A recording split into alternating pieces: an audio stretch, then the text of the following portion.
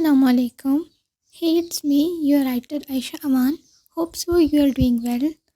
تو جی بہت بہت شکریہ آپ سب کا، آپ لوگوں نے مجھے اتنا سپورٹ کیا، اتنا پیار دیا، اور آپ لوگوں نے جو ہے ٹارگٹ تو خیر کمپلیٹ نہیں ہو پایا، لیکن کافی لائکس آ رہے تھے، آپ لوگوں نے اپنے ہیرو کو کافی پسند کیا، مجھے خوشی ہوئی اس چیز کی۔ تو مجھے ایسے ہی سپورٹ کریے اور میرے ساتھ بنے رہیے۔ چلیں شروع کرتے ہیں اپنی آج کے ایپیسوڈ، قسط نمبر 22 پارٹ 2۔ ناول جان حسن، از قلم عائشہ امان، قسط number 22 part 2۔ Don't copy and paste without my permission. رات کے 1 بجے وہ خون میں لت پت ملک شاہ ولا میں داخل ہوا تھا۔ سامنے ہی سیڑھیوں کے قریب سالم کھڑا مسکراتے ہوئے اسے دیکھ رہا تھا۔ ایک طنزیہ مسکراہٹ اس کے لبوں پر تھی۔ حسن ایک نظر اس پر ڈالنے کے بعد سیڑھیاں چڑھنے لگا۔ ابھی 2 ہی سیڑھیاں چڑھا تھا جب سالم کی آواز پر اس کے قدم یک دم تھمے تھے۔ چہرے کا رنگ سفید ہوا تھا۔ کیا عائشہ جانتی ہے کہ تم ایک قاتل ہو؟ حسن نے پیچھے مڑ کر خونخوار نگاہوں سے اس کی طرف دیکھا۔ یقیناً نہیں جانتی ہوگی۔ اگر اس معصوم کلی کو یہ بات پتہ ہوتی کہ وہ ایک قاتل کی بیوی ہے تو وہ اسی وقت تمہیں چھوڑ دیتی۔ وہ طنزیہ مسکراہٹ چہرے پر سجائے حسن کے چہرے پر نظریں مرکوز کی گویا ہوا۔ بکواس بند کرو اپنی، ورنہ تمہاری بھی جان لے لوں گا۔ حسن غصے سے دھاڑا تھا۔ یہ سوچ ہی اس کی جان لے چکی تھی کہ اس کی بیوی گرل اسے چھوڑ دے گی۔ کیا وہ اسے چھوڑ سکتی ہے؟ دل کے کونے میں کہیں سے آواز آئی تھی، ہاں، اگر وہ تمہاری اصلیت جان گئی تو وہ تمہیں چھوڑ دے گی۔ حسن نے بے ساختہ اپنی جلتی سرخ ہوتی آنکھیں بند کر کے کھولیں۔ میری بکواس بند کروا لو گے، لیکن کب تک میرے بھائی؟ سچ کبھی نہیں چھپتا، آج نہیں تو کل وہ جان جائے گی کہ تم ایک قاتل ہو جس نے ہزاروں لوگوں کے قتل کیے ہیں۔ پھر وہ تمہیں چھوڑ کر چلی جائے گی۔ وہ تم سے خوف اور گھن کھائے گی اور تم سے طلاق۔ بس ایک لفظ تم نے اپنی گندی زبان سے نکالا تو میں تمہارے ٹکڑے ٹکڑے کر دوں گا۔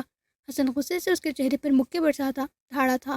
اس کی دھاڑ پر خان، جو کب سے اس کا انتظار کر رہا تھا، فوراً کمرے سے باہر آیا۔ سامنے کا منظر دیکھ کر اس کے رونگٹے کھڑے ہو گئے۔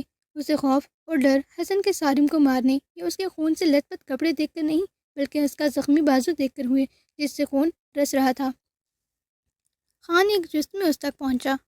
ینگ ماسٹر پیچھے ہٹیں، کیا کر رہے ہیں؟ آپ ٹھیک نہیں ہیں؟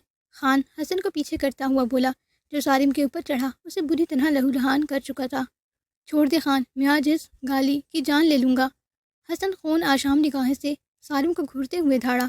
سالم بھائی، آپ اندر جائیں، پلیز جائیں اندر۔ خان سالم کو اندر جانے کا کہتے ہوئے چیخا۔ سالم اپنے پھٹے ہوئے ہونٹ سے خون صاف کرتا، ایک طنزیہ مسکراہٹ حسن کو اچھالتا اپنے کمرے کی طرف بڑھ گیا۔ خان فوراً حسن کا ہاتھ کھینچتے ہوئے اسے اپنے کمرے میں لے کر گیا۔ ایک سوٹ اس کے سامنے کیا جسے وہ جھپٹنے والے انداز میں لیتا باتھ روم میں بند ہو گیا۔ کچھ دیر میں وہ نہا کر شرٹ لیس باہر نکلا۔ زخم سے خون ابل ابل کر باہر آ رہا تھا۔ خان خاموشی سے بنا اس سے کوئی بات کیے اس کا بازو پکڑ کے ڈریسنگ کے سامنے کھڑا کر گیا۔ کٹر ہاتھ میں پکڑے بہت احتیاط سے وہ اس کے بازو پر ہلکا سا کٹ دے کر گولی نکال گیا۔ گولی نکالتے ہی خان نے بہت نرمی سے دوائی لگا کر پٹی باندھی اور اٹھ کھڑا ہوا۔ اس کے اٹھتے ہی حسن نے اس کا ہاتھ پکڑ کر اسے روکا۔ کیا ہوا ہے؟ چپ کیوں ہے؟ حسن اس کی آنکھوں میں تیرتی نمی دیکھ چکا تھا۔ کہاں سے آ رہا ہے تو؟ جہاں تک مجھے یاد ہے آج تیرا ایسا کوئی مشن نہیں تھا، یا پھر تو نے مجھ سے چھپایا؟ خان اس سے اپنا ہاتھ چھڑواتا تھکے ہوئے لہجے میں بولا۔ تجھے لگتا ہے اگر میں مشن پہ جاتا تو گولی کھا کر آتا؟ تو پھر کہاں گیا تھا تو؟ رات کے 1 بجے تو اس حالت میں گھر آ رہا ہے، ایک بار بھی تو نے میری کال نہیں اٹھائی، یہاں تک فون بھی بند تھا تیرا۔ کیا کر رہا تھا؟ خان غصے سے چیخا۔ حسن نے گہرا سانس لے کر اسے دیکھا، پھر آگے بڑھ کر اسے اپنے گلے سے لگا لیا۔ حسن کے گلے لگتے ہی خان بچوں کی طرح رو دیا۔ اچھا بس کرنا، معاف کر دے، اگلی بار نہیں کروں گا ایسے۔ حسن خان کی کمر سے ہلاتے ہوئے بولا، اگلی بار کے لیے میں تجھے زندہ چھوڑوں گا تب کرے گا نا؟ خان نے غصے سے حسن کی کمر پر ایک مکہ جھڑا، جس پر حسن ہلکا سا مسکرا دیا۔ بتا اب کہاں تھا اور کس نے گولی ماری تجھے؟ خان اس سے الگ ہوتا بولا۔ حسن نے اسے آج ہونے والا سارا قصہ سنایا، جس پر خان کے چہرے پر خوف کے ساتھ پریشانی کی پرچھائی بھی لہرانے لگی۔ ینگ ماسٹر، حسن ہاتھوں میں پکڑی چابی کو دیکھتے ہوئے بولا، چلتے ہیں یہاں سے۔ خان سوچ میں ڈوبے ہوئے پریشانی سے بولا، کہاں پر؟ نظریں ہنوز چابی پر تھیں۔ جہاں پہلے گئے تھے، یہاں سے دور، تو اور میں۔ خان نے نم آنکھیں اٹھا کر حسن کو دیکھا۔ تو پاگل ہے، جانتا ہے میں شادی کر چکا ہوں، اب میں اکیلا نہیں، عائشہ میرے ساتھ ہے، اور پھر تو بھی زیادہ وقت وہاں نہیں رہ پائے گا۔ حیا کی محبت تجھے کھینچ لائے گی یہاں واپس، نہیں لائے گی، تجھ سے زیادہ ضروری نہیں ہے وہ۔ تو چل، ہم نکلتے ہیں یہاں سے، خان نے ایک بار پھر بولا۔ حسن نے گہرا سانس لے کر اس کی کالی سیاہ نم آنکھوں میں دیکھا۔ خان، کیا ہو گیا ہے تجھے؟ مجھ پر زندگی میں پہلی بار حملہ نہیں ہوا جو تو اس طرح ایکٹ کر رہا ہے، پر کچھ نہیں ہوگا، میں جلد ہی پتہ لگا لوں گا یہ کس کا کام تھا۔ اب تو ٹینشن نہ لے اور سو جا۔ حسن اس کا کندھا تھپتھپا کر بولا، جس پر خان سر اس بات میں ہلاتا آسودگی سے مسکرا دیا۔ حسن اس کا ماتھا چومتے کمرے سے باہر نکل گیا۔ اس کے جاتے ہی خان اپنا سر ہاتھوں میں گرائے حسن کے متعلق سوچنے لگا۔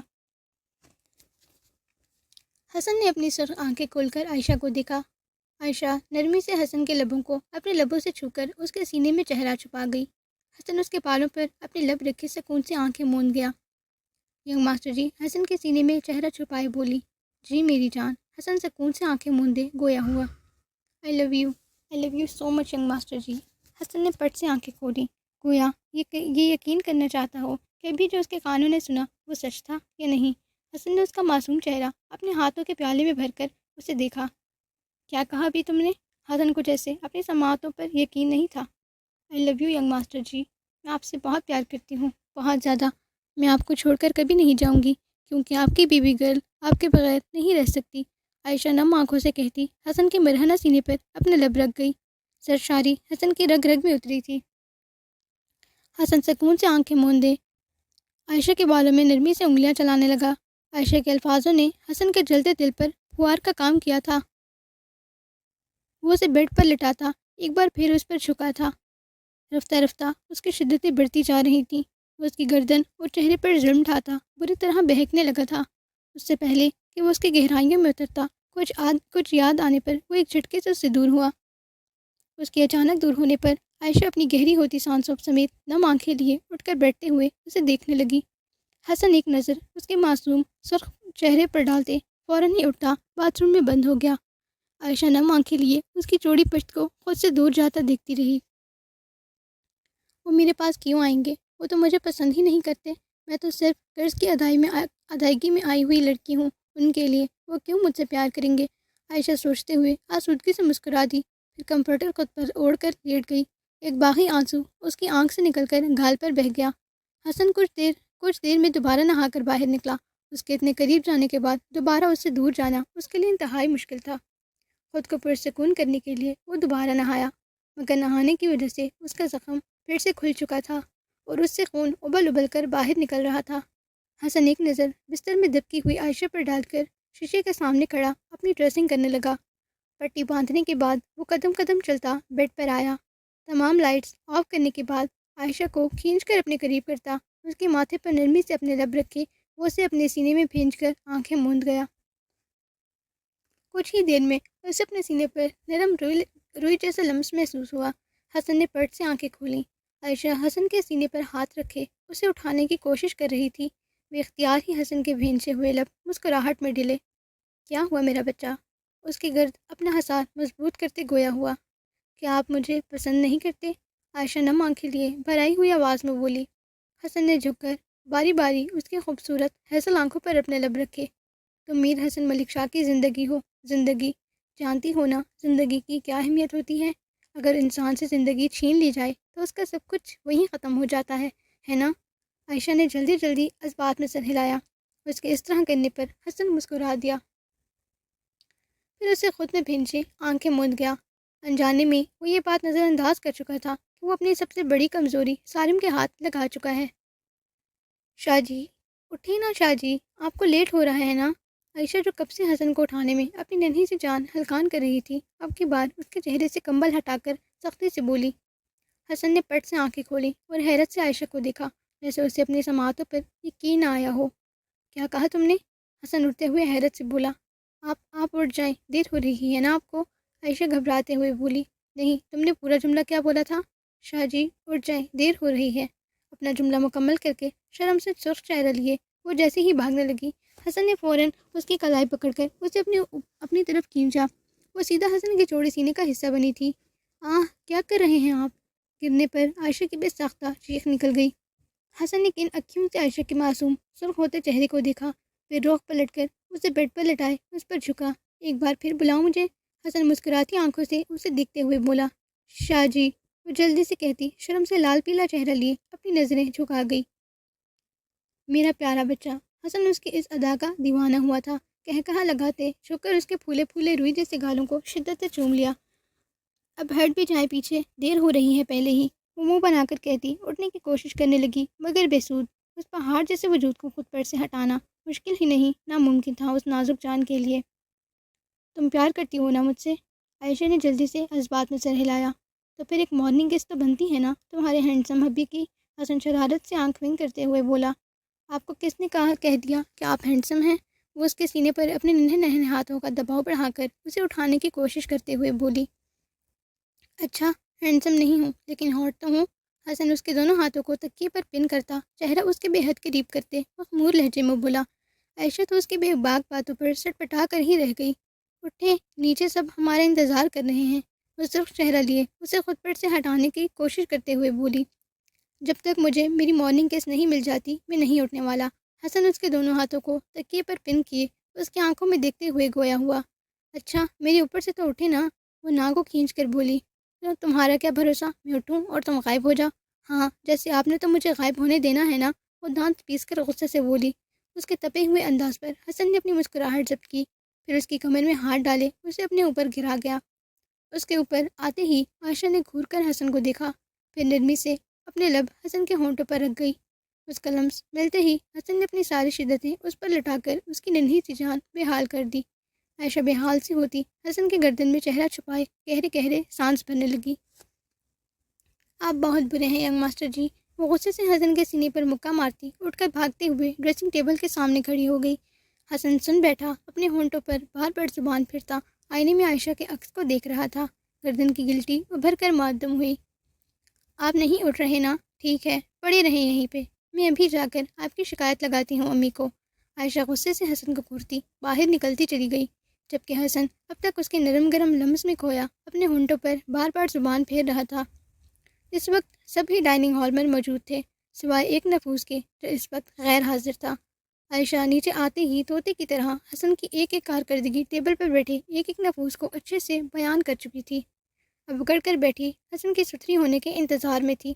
اس کی ستھری ہونے کا سوچتے ہی اس کے چہرے پر شرارتی سی مسکراہٹ بکھر جاتی جسے وہ جلدی سے چھپا لیتی، کیونکہ وہاں موجود تمام لوگ ہی اس وقت اچھے خاصے سیریس بیٹھے ہوئے تھے، تو اسے بھی تو بڑوں والی فیلنگز کروانی تھی کہ اب وہ بھی بڑی ہو گئی ہے۔